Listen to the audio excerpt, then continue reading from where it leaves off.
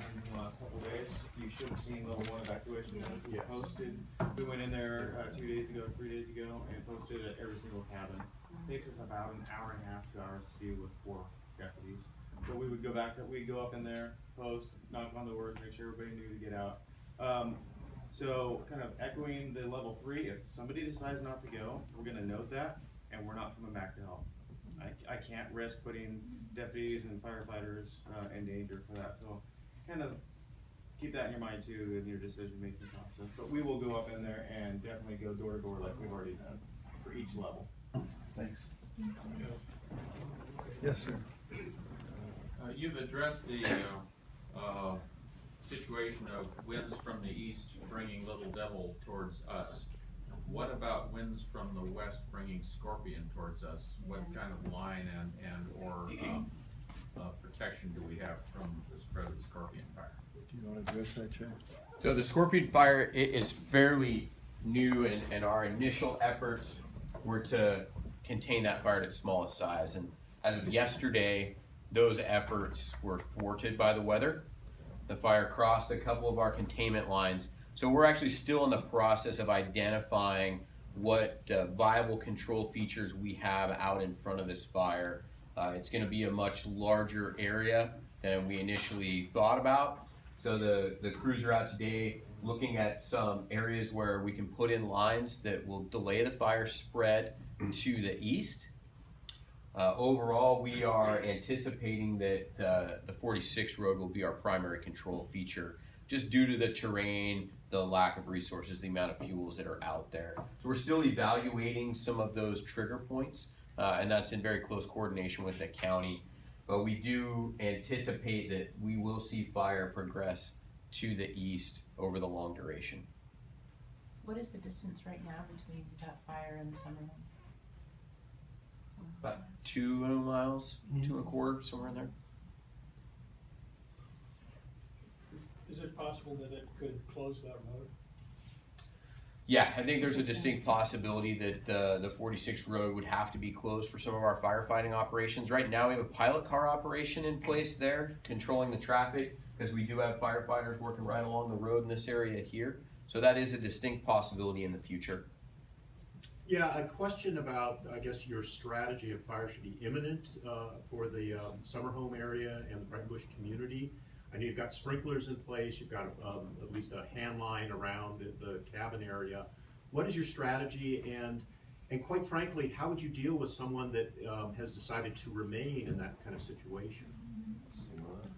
So our strategy overall is to exclude the private property from our fire area. And so that's the reason that we have the hand lines in there. That's why we've done those preparations to cut back the brush, to remove some of the trees, so that we could burn out that area and have a secure fire line. I'll let the sheriff's department talk about what we would do with folks that want to stay. It's like I just said, we're not gonna go in there and force people to leave, but if you're there, you're there. I will caution though, if anybody does interfere with firefighting operations, we will take care of that. We're not gonna, and you guys don't look like the group that's gonna do that, but I kind of give that with every speech I give. So. Okay, well, I'm just confused what you said. You said we're going to exclude private property from our fire area. What does that mean? So the part that will be on fire will be on one side of a line that we've put in, either hand line, road, or dozer line, and the private property will be on the other side, so the black side and the green side. So we would prefer not to burn right around every individual house. So we've actually put in our containment lines that exclude your areas from being inside the fire. Does that make sense? Yes, thank you. Yeah, I know it's confusing. It's very easy for me to talk about. I've been doing this for a long time, but to make sure you guys all understand what we're describing. And your expectation is only to use the sprinklers if it really gets to a stage 3, and not to use them to try and create more moisture around the cabins? And so the sprinklers for us, it's an advantage. If we anticipate that we're gonna burn out our control lines, we'll be utilizing the sprinkler systems to increase our advantage of holding the fire. It's gonna increase the relative humidity, the moisture. It's gonna limit the ability for the fire to spot into the area around your home. So if we were to get to a level 3 for sure, that definitely would be a tactic we would use. But if the fire's coming down, we're gonna burn out those areas, we would deploy the sprinklers to be to an advantage to us to contain the fire within our lines. But not as a general, practice, you know, today the fire is 2 miles away, there's not an advantage, or there's a resource cost to, trying to Yeah. do more. Yeah, when the fire's so far away, it's not really advantageous. That's why we just have everything set up and prepared so that when the fire gets closer, we don't have to scramble. We can go in very methodically, turn on the pumps that are in place, start the sprinkler systems to work to wet down the area, and that just gives us a tactical advantage on the fire. As the crow flies, I guess, 'cause basically there's no roads in there, just trails. How far is Little Devil from our area? I just did it this morning, 2.8, 2.8 miles, just 3 dropped below miles, 3 miles. 3 miles, okay. If our organization would pay for gas, would you run those pumps and water our summer homes with the sprinklers you got? And it's not so much about just keeping them wet all the time. It really is about the threat. And so with our experience level, we are able to determine when that threat is more imminent. And just to water them, that doesn't really buy anything for you guys. And it's just more, it would actually distract our folks from having to go in and check the pumps and check the hoses and check the sprinklers round and round and round again. Because right now we're deploying as much of our resources as we can into the Scorpion fire to keep that north of 46. So just to kind of, in our staff here, the other issue with running those pumps now would be, we have a limited water resource. If we start running them now and we draw that water resource down and then it becomes truly necessary, then that would become an issue. So we want to manage the water resource that's in that creek in the river. In terms of managing that, I have a 300-gallon tank that I was going to put up as a water resource for my cabin. If that, I know 300 gallons wouldn't do much, but if that can help in any way, please, feel free to use it. Okay, thank you. Well, Yeah, you've done a great job with the defenses around the cabin area, in my opinion. What is left to do? I noticed there are crews out yesterday still working. What is left to do on the defenses? And really, we just call it polish. We just go out, make another sweep. Are there any additional pieces of brush to be removed? Making sure that our lines don't have any limbs that have fallen, stuff that would compromise those lines.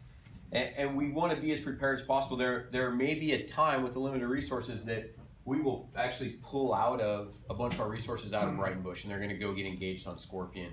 And we'll continue to monitor this with satellites, with helicopters, with airplanes, with people when we can see it. The smoke has been a big disadvantage for us to know what's going on. It's been a big advantage for us also in that the fire doesn't move much when the smoke is in here. Is without that direct sunlight, without the ventilation of getting that smoke moved out, the fire just sits there and moves very slowly and smolders along. So even though it's smoky here, doesn't seem real great, it's an advantage for us.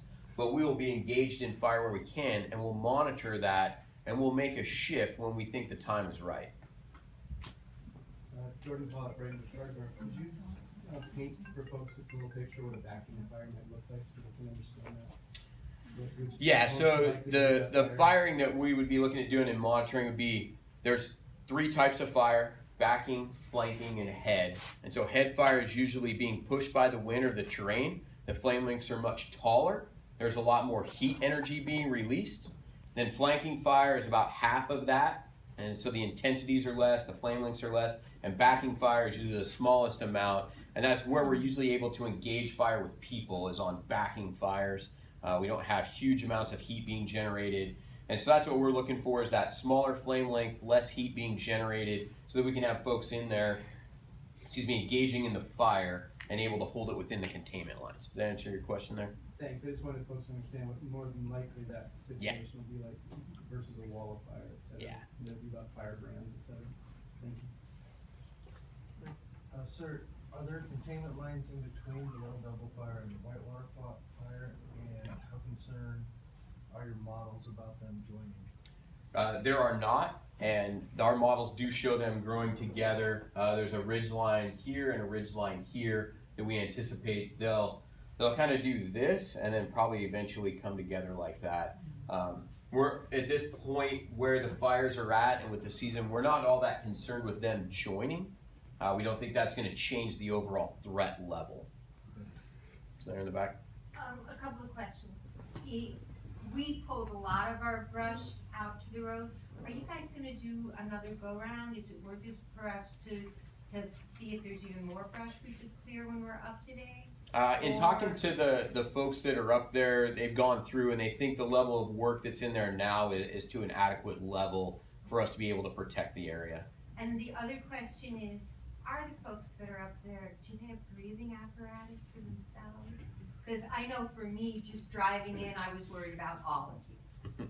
We appreciate that. And we don't wear any breathing apparatus, and we work very closely with Missoula Research and Development Center. It's a branch of the U.S. Forest Service, and we provide smoke monitoring for everyone here, along with we do a lot of research for the smoke impacts for our firefighters, and we're evaluating that, but currently we don't wear any kind of respirators or anything.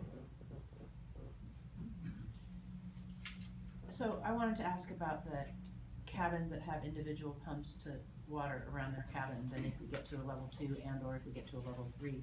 Someone mentioned that y'all might actually be willing to turn those on, but if you don't have an inventory of them or don't know how to reach them, and I'm just wondering if I should maybe anticipate coming back to the cabin to turn it on, if we get to what stage, and I just wanted to know when would it be helpful and how would that information be relayed so that it could be functional? Brandon, can you help me with this one? I know our divisions up there have done a lot of inventory work, and they may know, and I don't know the details of every individual I cabin. heard you So. mention something about putting a sign out, that might be good. Yeah, put a sign on your cabin saying, water pump here with instructions on how to start it. And maybe some flagging on the pump and Yeah. area. Yeah, that would be great. And you have a local resource right here. Yeah, I can help inventory. that Actually, that'd for be you. best. Good. Help time with that. Thanks, Jordan. Great. Earlier this week, somewhere in the posting that was done, they mentioned, I believe it was Michael, mentioned masks. And I have a bunch here, if anybody wants to take them up. I'm going back to Beaverton today. And if anybody would like some of these, you can take them back up there with you. Oh, thank you. Great. And I would like to just warn people who are going back and forth on 46 that the pilot car situation it wasn't set in stone this morning, and I got waved through as I was coming here, and they kept slowly waving me through, and the Sawyers were working, and a tree fell on my truck. Just now? So I just wanna warn people that it's not altogether that safe. So. Yeah, we witnessed the same. I might add one little thing on that. Coming out of the 050 and the road that goes to summer homes and guest homes, guest cabins, hot springs and the summer homes, getting dated too. There's no control of that intersection right now, and it's easy. I just came to it with our rescue squad. It's easy to become a detriment to that operation. There's crews, for those who don't know, operating on the road right now, so we'll talk afterwards offline, and let's see if we can ramp up that flagging at that intersection. But use caution going through there, folks, because there's a lot of crew on the road right now, all the way from whatever it is, mile marker 5 to 10. So but we'll work on getting control in that intersection. That last person speaking was really hard to hear. Could you repeat the comment? Oh, sorry, I'll talk louder. We just are working on getting more control at some of the uncontrolled intersections along 46. We'll ask the fire management team to ramp that up if they can for safety. All right, great, thank you. You're welcome. Is there any opportunity as Breitenbush homeowners if we can somehow provide the incident command team a list of who is around their cabins and who isn't? So should there be a go level 3 command that you know who's there and who you don't need to worry about? We'd most certainly like to know. We were hoping that coming out of this meeting that we would have an understanding as to who was going to stay there, because we would identify you by both property and by your name, okay? We'd make sure that was all shared with the sheriff's department, okay? But, you know, we get to level 3, there's a reason that we go to that level to get everybody out of the area, because we think that life safety is compromised at that point, okay? Right, but some of us aren't even there and won't come into the situation because it's just not beneficial for anybody. And knowing that you don't have to even stop at certain cabins, maybe, you know, when you're time pressed, that may be helpful to know. Well, we have firefighters that have traveled that entire area, and we know which homes now are not occupied if you have not been there. Okay, it's those folks that are coming in today and that have stayed there this summer. It's a great place to stay, beautiful area, you know, but I think that we have a pretty good handle on that, but over the next couple of days, we'll ensure that we know who is choosing to stay there if we do go to a level 3 evacuation notice. And Ed, I don't know if you'd want to talk. Ed is your emergency manager for Marion County. Yeah, I just want to make one point, and if you've been watching what's been going on down with the hurricane, evacuations are complex, they're dangerous. The level 3 is different than the level 1 and level 2 in that level 1 and 2 are notifications. Level 3 is a mandatory evacuation order. It's against the law to stay. If you choose to, and you're not interrupting firefighting operations, the sheriff's office will not arrest you, but it is against the law to stay there in the level 3. So I would ask that you give very serious consideration to a decision to shelter in place at that location. We will post every door, regardless of what list we have. Any information we have is good intelligence, so we can focus that effort. But we owe it to you to let you know that it's at a level 3. But I think it's your civic responsibility to put your own life and the safety of the first responders ahead of your property and heed the order. So most of us are up there pretty intermittently. It's not, I think most of us don't spend the whole summer up there. So, you know, if somebody was there when the firefighters were there, they may be there or may not be there in a different way than they were when the firefighters saw them. And I'm a little concerned still about nighttime, like what my cabin did not have a post on it. I just came down, I was there last night, and I thought, okay, I got missed somehow, or they didn't post them, and what if this happened in the nighttime? I guess I'm still like, what if level 3 came on and it was night, and how are we gonna be notified in a way that'll wake us up? There'll be lights and sirens that I guarantee you will be And the number of resources that will apply to the level 3 is about 5 times more than what we're doing for level 1 and level 2. And so with a very direct line of communication, with redundancy on our side, we're gonna deploy a number of law enforcement resources with the supporting fire resources to get that done in a very quick and effective manner. And then we'll also be going out, you know, through every other way we can possibly communicate that. So it's not just to the people that are in the area, but also the people that may be planning to travel to or through the area with hard closures on 46, making sure that it's the government's responsibility to make sure that everybody in the area has equal access to the information. So we'll be getting that out in every possible way. But the most important way is, you know, guys like Sergeant Burnham, you know, physically going to each place. I just ask that you follow their advice. One other thing that, this is Grady McMahon, District Ranger here. One other thing I'd like to mention, it's up here on the table. This morning, well, let me back up a little bit. So the Scorpion Fire has been starting to heat up. We have 3 more days of red flag warnings. So it's, you know, we're hoping for the best, but sometimes when that happens, you can get a column that builds and then you're not quite sure exactly where the sparks may go and things like that. And so above that, the Scorpion Fire here is Gold Butte and Elk Lake.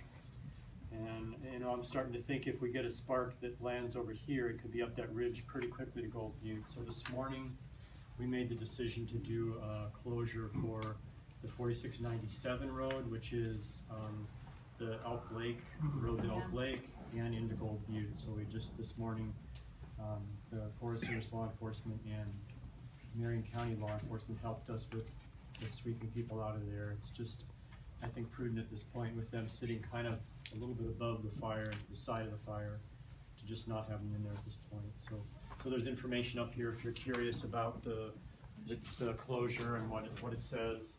And we're gonna be reevaluating that closure as the fire grows to the north, and it's probably gonna involve the Mount Hood and all that too at some point, but just an FYI. Ed? Yeah, great point. I love cameras.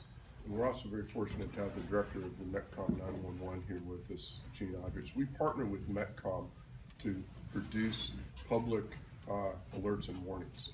And so one way that you can get the information of a level 3 closure, or a level 2 for that matter, would be to register with Metcom 911 alert and warning.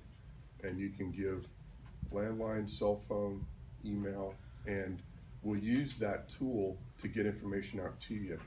We can make every cell phone ring in a particular area, whether you register or not, but there's not many cell phone coverage areas. So, you know, but that'll help you. But that'll help you if you're in Beaverton, because you'll be outside of the area, so you wouldn't get it if we drew a circle around it. So I don't know if you could elaborate. Yeah, definitely. So obviously we know that the coverage up there for cell service and internet is either non-existent or very limited, but you don't have to be up in that area to get the notifications. So if you go to our website, metcom911.com, or you can go to the county's website or even the local fire district's website, and you look in the middle of the page, it'll say Citizen Alert. If you click on that box, it will walk you through all the steps on how to register. Can you repeat So, the website? yes, Metcom, Write it down. METCOM 911.com. And you're gonna look in the middle of the page and it says Citizen Alert and it's a box and you just click on that. It's pretty simple to find. Do you want to tell the address? Yeah. And I'll write it. Thank you.